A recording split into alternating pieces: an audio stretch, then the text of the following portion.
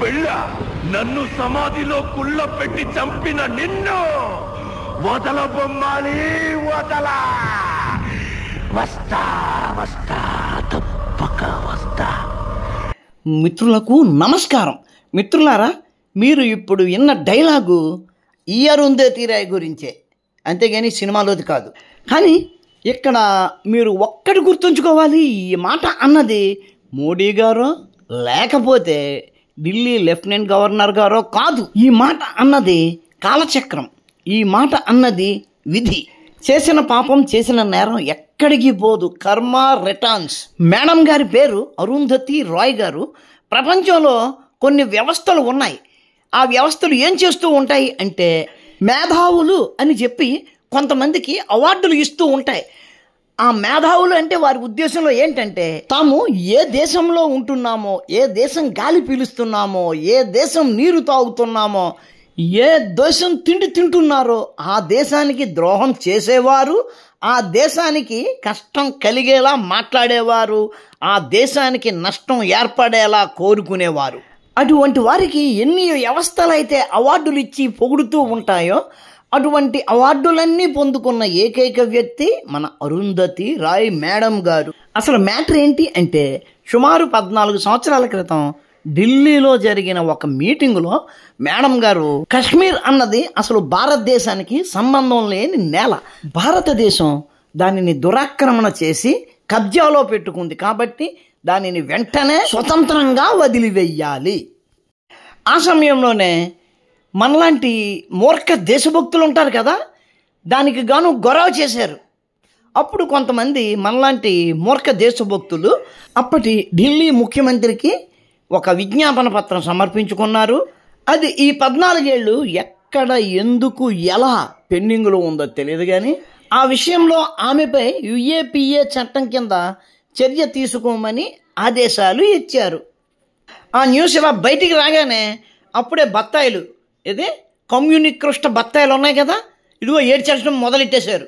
మేధావుల వేట మొదలు పెట్టేశారు. అసలు మేధావి అంటే ఎవరు? ఆవిడేమన్నా మేధావి అని మీరు ఎలా చెప్తారు? మేధావి అంటే ఎవరు? దేశద్రోహాన్ని ప్రోత్సహించేవాళ్ళ? అదేదో బొక్కలో ప్రైజ్ ఏదో ఉంది, అది వచ్చినంత మాత్రాన మేధావులు అయిపోతారా? వీళ్ళు ఎట్లా ఏడవడం కాదండి, ఒకసారి పేపర్ చూడండి. ద గార్డియన్ న్యూస్ వెబ్సైట్, ఇది ఇంగ్లాండ్ నుంచి పబ్లిష్ అవుతుంది. వీళ్ళు న్యూస్ చెబుతున్నాము అంటూ తమ సొంత కథనాన్ని చెబుతున్నారు. ఒక్కసారి చూడండి. India order Arundhati Roy to be prosecuted over 2010 Kashmir remarks. ఎప్పుడో 2010లో ఆవిడ మాట్లాడిన మాటకి ఇప్పుడు ప్రాసిక్యూషన్ చేస్తారట. ఎవరిని? రచయిత్రి అరుంధతి రాయ్ని. ఇది వాళ్ళు చెప్తుంది. నాకు తెలిసి సివిల్ కేసుల్లో అయితే టైం బార్ ఉండొచ్చు, కానీ క్రిమినల్ కేసుల్లో ఉండదండి.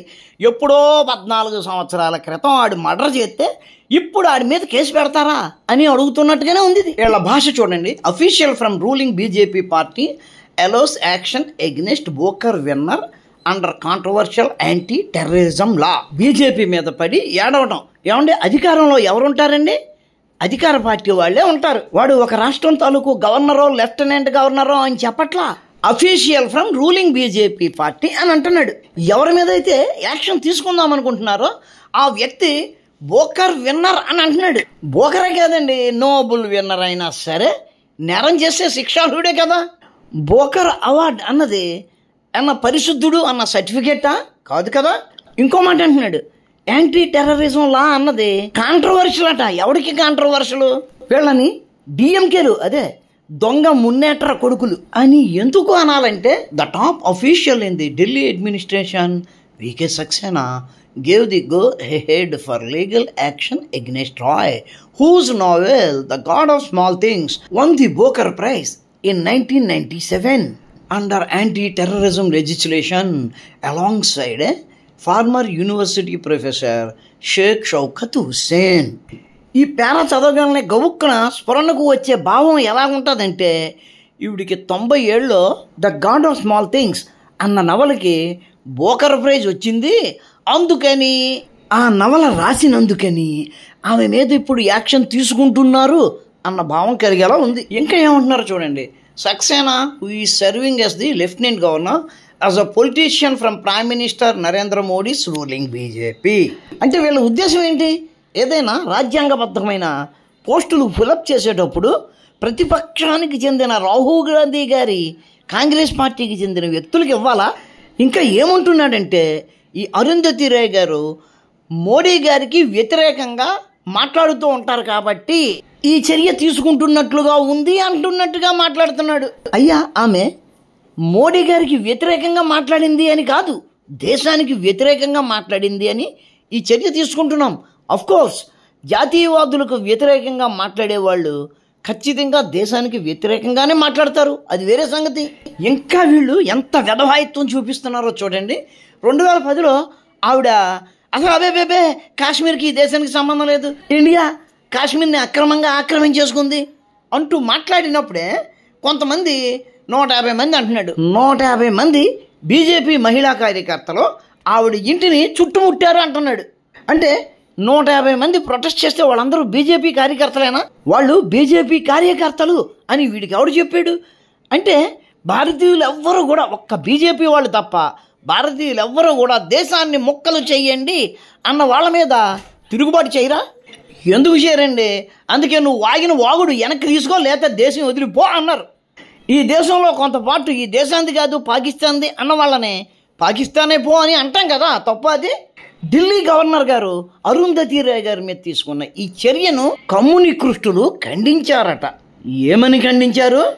ఎప్పుడో 2010లో 14 సంవత్సరాల క్రితం మాట్లాడిన మాటల మీద ఈ రోజున చర్య తీసుకోవడంలో లాజిక్ ఏమీ లేదట, ఫాసిజం కనబడుతుందంట.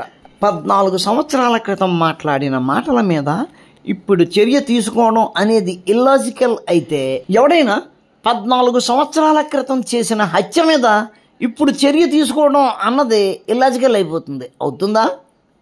అందుకే ముందే చెప్పాను నేను, సివిల్ విషయాలలో టైం బార్ ఉండొచ్చేమో కానీ క్రిమినల్ విషయాలలో టైం బార్ అనేది ఉండదు అని.